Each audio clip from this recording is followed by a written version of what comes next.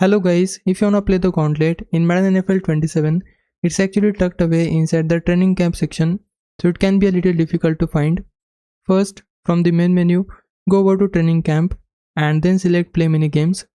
If you see a notification saying proceed without progression, just back out of the mode and then enter it again. Once you're inside, you'll be able to select your team while the opponent's team is already set for you. You can choose which team you wanna use, so pick whichever one you prefer and then ready up. When you reach the minigame hub, look toward the right side of the menu. From here, press the right bumper or R1 3 times and then select Gauntlet. You'll now be taken to the Gauntlet section where you can find the different challenges and activities available.